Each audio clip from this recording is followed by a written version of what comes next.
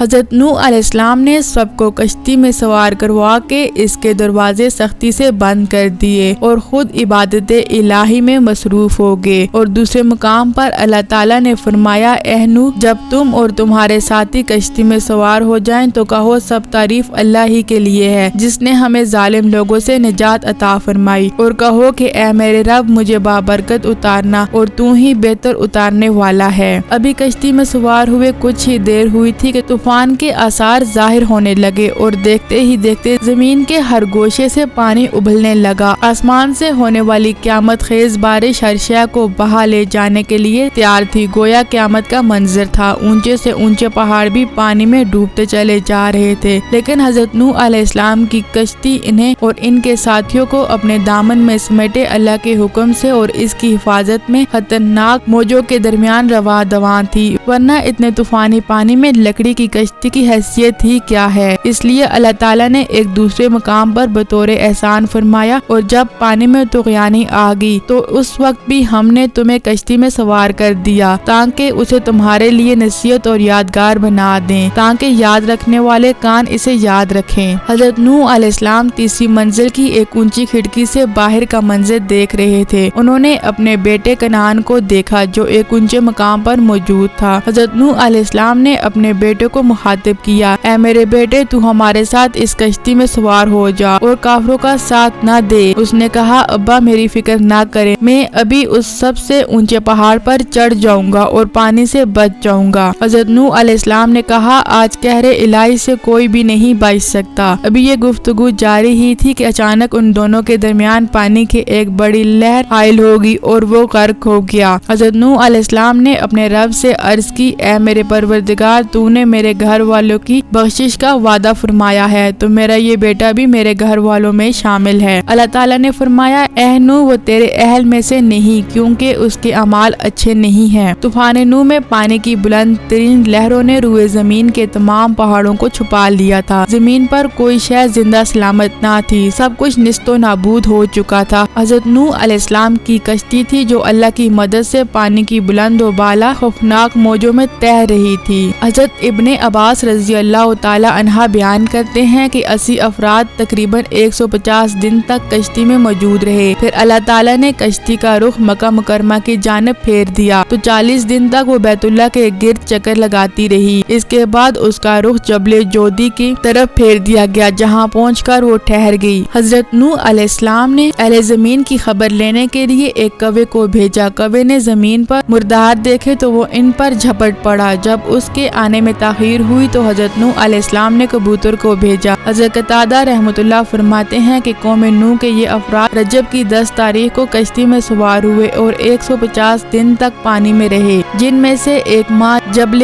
Jude پر ٹھہرے، پھر محرم الحرام کی 10ویں تاریخ کو کشتی سے باہر آئے۔ ابن جریر رحمۃ اللہ بیان کرتے ہیں کہ اس دن سیلاب کے عذاب سے نجات حاصل ہونے پر وہ لوگ تشکر کے طور پر روزے رکھتے ہیں۔ محمد بن اسحاق رحمۃ اللہ بیان کرتے ہیں کہ جب اللہ تعالیٰ نے طوفان نوح روکنے کا ارادہ فرمایا تو زمین پر زبردست ہوائیں چلائی جس سے پانی رک گیا، چشمے ابلنے بند ہو گئے اور پانی کم ہونا شروع ہو گیا حتیٰ کہ زمینیں خشک ہو گئی۔ تورات کی روایت کے مطابق کشتی جبل جودی پر رجب کے 10ویں تاریخ کو ٹھہری اور 10ویں مہینے شوال کی پہلی تاریخ کو پہاڑ کی چوٹیاں نمودار ہونا شروع ہو گئی۔ پھر مزید 40 روز گزر جانے کے بعد حضرت نوح علیہ السلام نے کشتی کی کھڑکی کھولی اور ایک کوے کو یہ جانچنے کے لیے بھیجا، جا کر دیکھو اور بتاؤ کہ طوفان نے زمین پر کیسی تباہی مچائی ہے۔ لیکن کوہ واپس نہ آیا کیونکہ وہ مرداروں کا گوشت کھانے میں مصروف ہو گیا۔ پھر حضرت نوح علیہ السلام نے کبوتر کو بھیجا تو وہ کچھ دیر بعد واپس آیا۔ اس کے پاؤں وغیرہ پر کوئی ایسی علامت نظر نہیں آئی جس سے زمین پر پانی کی موجودگی کا علم ہوتا۔ حضرت نوح علیہ السلام نے کھڑکی سے باہر ہاتھ نکال کر کبوتر کو پکڑا اور اندر داخل کر دیا۔ پھر 7 دن گزر جانے کے بعد یہ معلوم کرنے کے لیے کہ زمین کی کیا حالت۔ اگر آپ کو ہماری ویڈیو پسند آئی ہے تو ویڈیو کو لائک اور شیئر کر دیں۔ مزید ایسی ویڈیوز دیکھنے کے لیے ہمارے چینل کو سبسکرائب کر دیں۔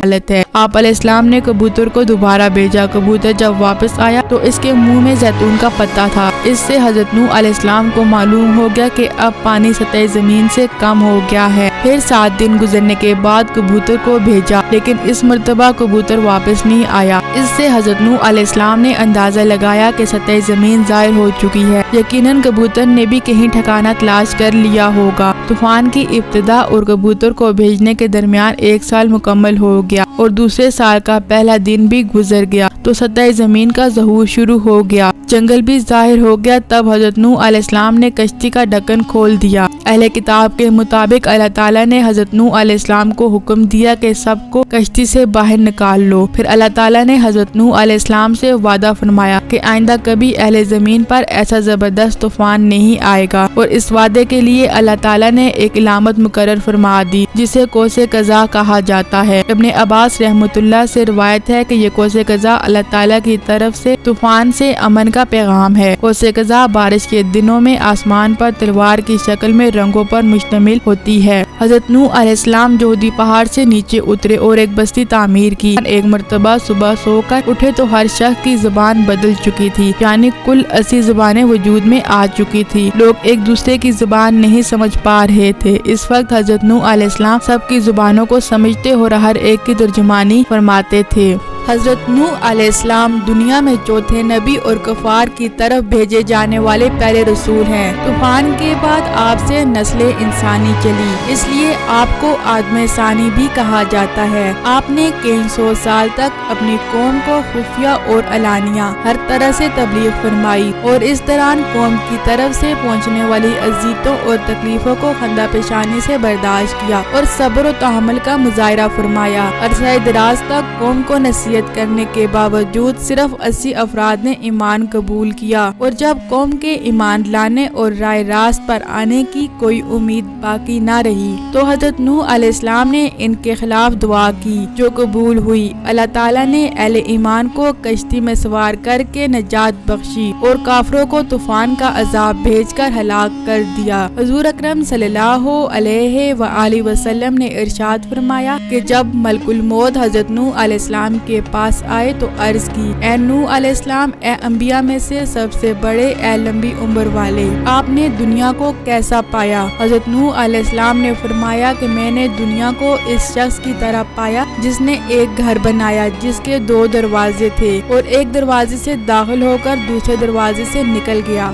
हजरत नूह अलैहिस्सलाम जिस झोंपड़ी में रहते थे वो इतनी छोटी थी कि जब आप सोते तो आधा जिस्म अंदर और आधा जिस्म बाहर होता। हजरत इस्राइल अलैहिस्सलाम रूह कब्ज़ करने आए तो आपने पूछा, आपने इतने साल इस झोंपड़ी में कैसे गुजारे? आप चाहते तो अच्छा घर बना सकते थे। हजरत नूह अलैहिस्सलाम ने जवाब दिया, मैंने तुम्हारे इंतजार में इतना अरसा गुजार दिया। मलकुल मौत ने कहा, एक वक्त ऐसा भी आएगा जब लोगों की उम्रें 100 साल से भी कम होंगी और वो बड़े बड़े महल बनाएंगे। इस पर हजरत नूह अलैहिस्सलाम ने फरमाया, इतनी मुख्तसर जिंदगी अगर मैं इस जमाने में होता तो अपना सर सजदे से ही न उठाता।